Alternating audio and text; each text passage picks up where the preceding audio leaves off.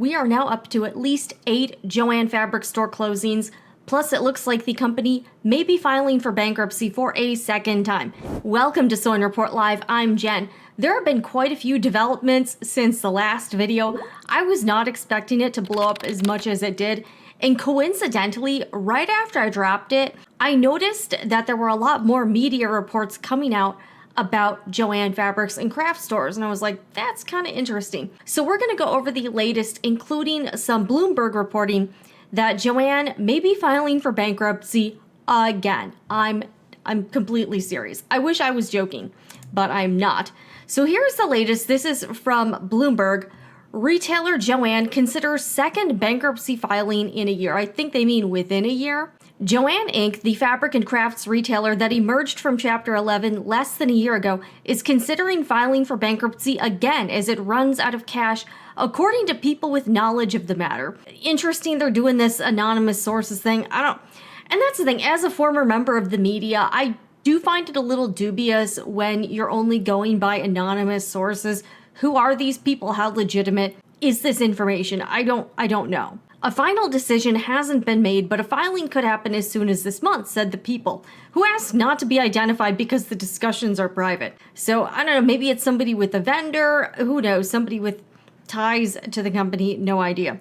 The company is also exploring other options, including a potential sale and raising additional capital, they added. A recent request by lenders that Joann set aside reserves to cover their losses in the event of a bankruptcy, as well as a low reappraisal of its inventory, are among factors pushing Joann toward another filing, some of the people said. Joann's debt prices plummeted this week after Bloomberg News reported that the Hudson-based, Ohio-based company is working with advisors to help shore up its balance sheet and ease liquidity pressures. The privately held chain has engaged Centerview Partners and Kirkland & Ellis, while a group of lenders to the company is working with Gibson, Dunn, and Crutcher. A representative for Joann didn't respond to requests for comment, while messages left with Centerview and Kirkland were not returned. Lenders took control of Joann in the process of its first bankruptcy, which saw the company cut debt but keep all of its more than 800 locations and operations.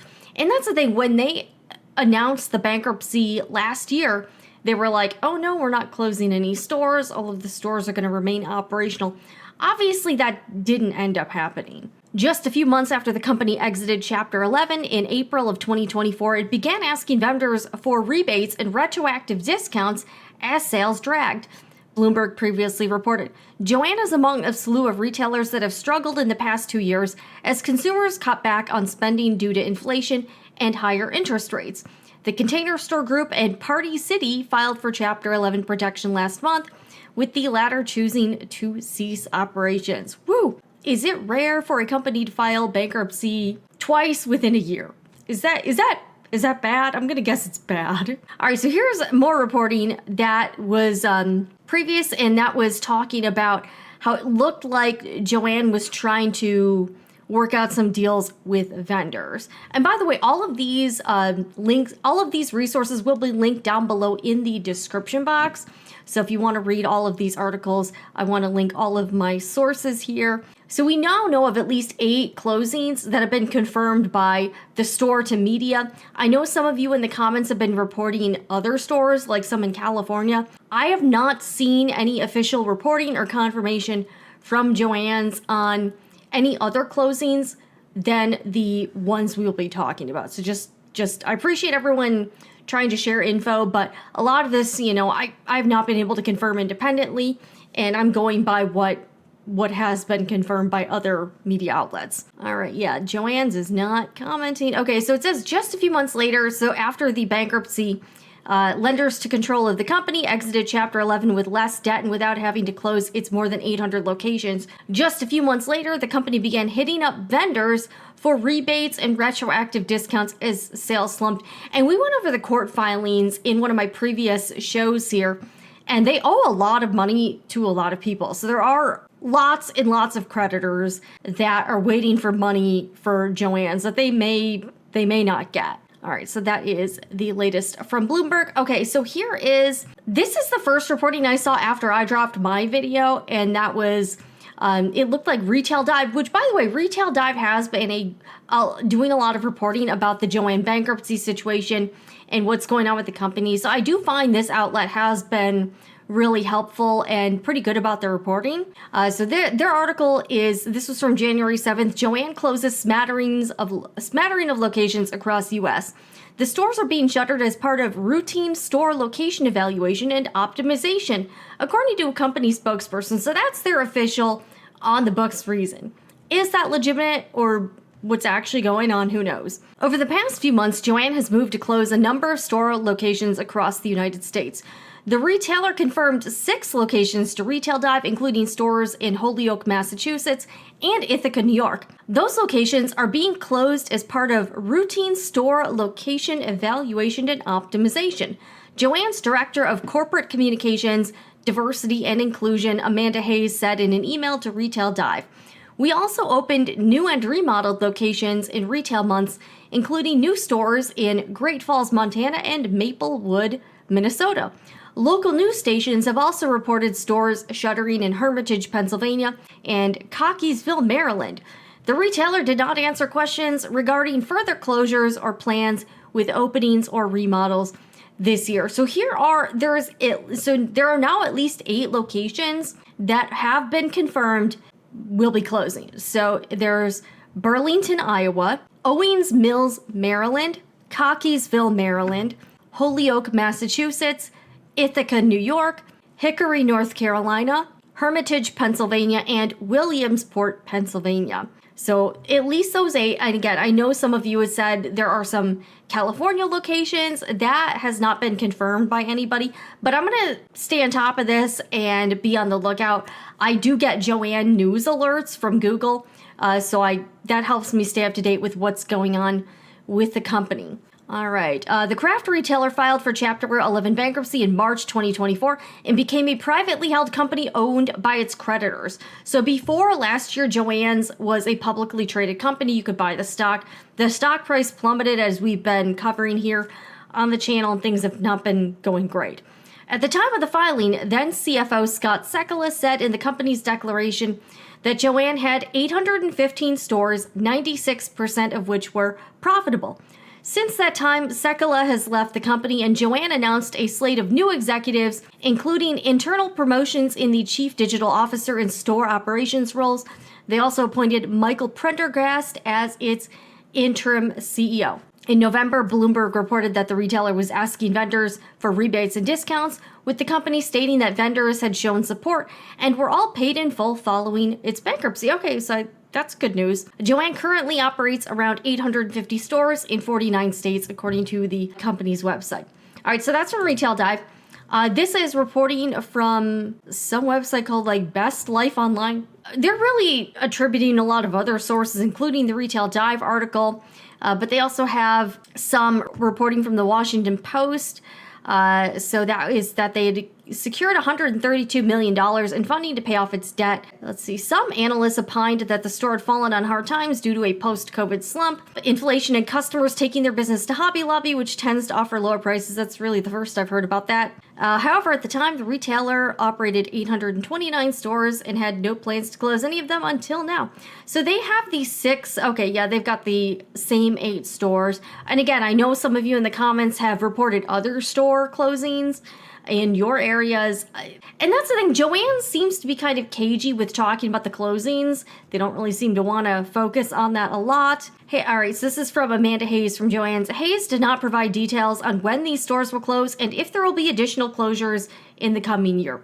They're being real vague with this. Yeah, they really want to focus on these 2 stores that they opened and remodeled in Great Falls, Montana, and Maplewood, Minnesota. Here's another article from PhillyBurbs.com talking about their Pennsylvania stores in the Ithaca, New York. So Ithaca, New York, Hermitage, Pennsylvania, and Williamsport, Pennsylvania. Okay, so those stores will reportedly close on or about Sunday, January 19th, with some closing as early as this week. All right. So they've got, New York and Pennsylvania have quite a few stores. All right. This is from Newsweek. So I don't know what it is. Maybe we're just starting a trend here. But after I dropped the video last week initially talking about a few store closings, I started to see more and more, like, even kind of mainstream media coverage on this, which was kind of surprising. Joann Fabrics is closing a string of stores after declaring bankruptcy. 2025 will see several closures as the chain works to get its finances on track. Yeah, and that's the thing. This is a trend. This is not just a Joann's thing. A lot of other retailers with brick and mortar businesses have really been struggling. Again, Party City, you got Big Lots, Container Store. So a lot of other chains, Red Lobster. So a lot of very large national chains have been facing some financial issues with people getting foot traffic, getting sales. So this is not super surprising. Retail chains have faced sorry for all these flashing things, there's all these like pop-up ads and stuff, have faced economic uncertainty since the coronavirus pandemic, which pushed away many customers toward online shopping over brick and mortar, and that is true. Almost 25% of America's largest shopping malls are anticipated to close by 2027. And I'm a 90s kid. I grew up going to the mall was where it was at. And now it seems like maybe it's just me, it seems like there's not as many people hanging out at the mall. And I've seen all of these YouTube videos where it's somebody there's these channels and they go to like abandoned places and take you on a tour and it's like real eerie. And I've seen quite a few of these channels going to abandoned shopping malls, and it's super eerie. Like, they'll go in, the malls have clearly had no one in there for years, and there'll be like random stuff growing in there. There's like mold, there's puddles of standing water. It's super crazy. It kind of almost looks like there still should be, like, there's equipment set up, there's, merchandise in some of these stores. If you haven't checked out some of those channels, it is pretty fascinating because it's like, what do you do? There's graffiti, there's like, some stuff has been demolished. These tours are just super crazy to me because at one point these buildings were bustling with people, business, and now there's literally no one there. Nothing's happening to the real estate. The building is empty. It still has a bunch of stuff in it. It's literally just abandoned. So like, what's up with that? Why don't they do something else with the space? Like, turn it into an Amazon warehouse. I don't know. It's just like, to me, it's super, super weird. Here's some like analysis from Newsweek. Obviously, Scott Sekula is no longer with the company. There's a guy with head of analytical research. Joann experienced a surge in demand for crafting products during the pandemic, but this has normalized over the past several years, leading to downward pressure on visitation trends. At the same time, rent concessions offered during the pandemic have been lifted, increasing the cost of operating stores. These challenges have impacted many retailers, contributing to store closures for Joann and other chains across the industry. Yeah, this article by Newsweek is pretty good. Okay, so this guy, Alex Bean, for a financial literacy instructor. When they filed for bankruptcy in 2024, Joann's stores cited reduced demand for at-home craft products and a decline in discretionary spending as the key issues. However, even then, the chain didn't shutter any of its locations. Now it appears they're not going to escape closures, and those are more than likely the result of that decrease in demand at those locations not being able to support the stores. Joann's issues speak to a broader problem for some retail chains that have emerged in the years since the pandemic. More online shopping and fewer discretionary dollars for the consumer to spend have generated less foot traffic and sales. It's sadly a sign of the times for some retailers. That's unfortunate, but that's definitely the reality. This guy, Kevin Thompson, finance expert. Joann took on significant debt to fund a buyout, leaving it with large liabilities. To cut costs, the company began closing stores to reduce expenses. Joann's bankruptcy was driven by excessive debt, an oversaturation of stores, and lingering effects from the pandemic. Additionally, rising tariffs and inflation increased the cost of importing fabrics and other goods, further straining the company's finances. I can see that. All right, Michael Ryan, everybody's a financial expert.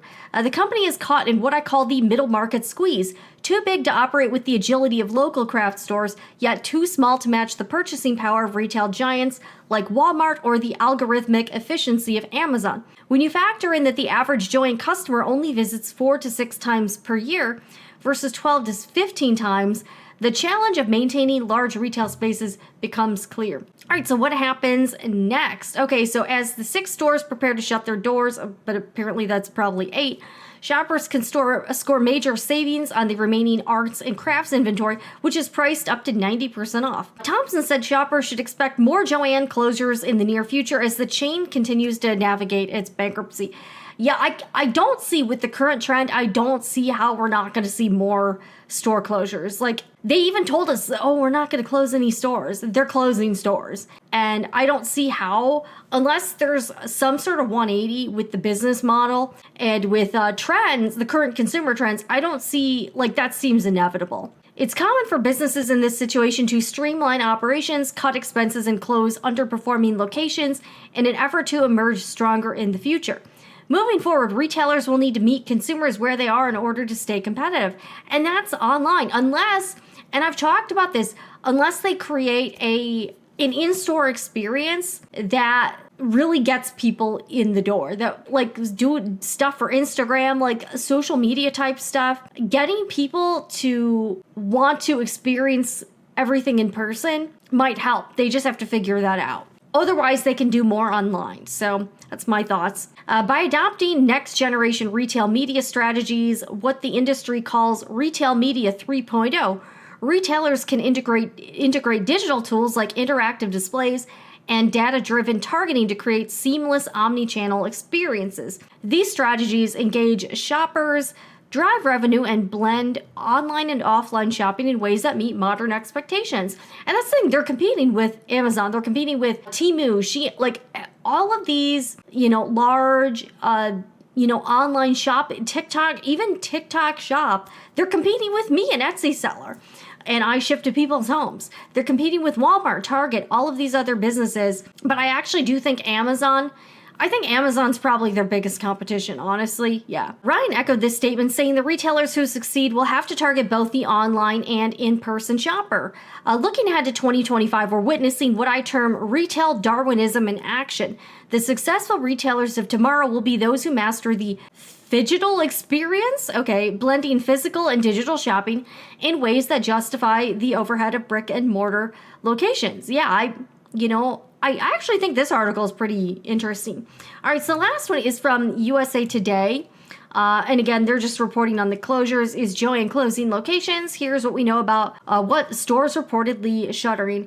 Yeah, kind of the same deal. But yeah, they're all kind of, it seems like everyone's sort of reporting those same 8 stores. But again, I will link all of these down below in the description box if you want to read more about what's going on with Joann Fabrics and craft stores. Yeah, so at least 8 right now. And there might be, let's be real, there might be more. I don't know when, but I can't see how there's not going to be more store closings. That's just what I think. All right, so here's the 8 store. Okay, yeah, these reported dates for the store closings are January 12th to January 19th. So you've got less than a week, basically less than a week, that you have to shop at those Joann store closings. But yeah, but it's literally been less than a week since I dropped that last video, and there's been so much going on. I'm like, oh, holy cow. So that is the latest, at least 8 stores, and Bloomberg is reporting that it looks like Joann is looking at filing bankruptcy for a second time within 1 year, which is just kind of nuts. So that's what's going on. Let me know what you think down below in the comments. I do ask, there have been a lot of new people coming to the channel in the past week or so to hear about Joann's. I do ask in the comments, you need to be polite, respectful to myself and to everyone else here. No self-promotion, no links, no spam. This is also no politics. So again, that goes any direction. I don't want this to be a lot of political fighting. So if you do leave a comment that's at all political in nature, I'm just going to tell you now, it's going to be removed. Be cool. Let's keep our calm in the comments section. But let me know what you think, and I want to keep you updated on this situation. I am Jen with Sewing Report Live. Subscribe to this channel for all of the latest news and updates in the sewing and crafts world. I'll see you again in the next one.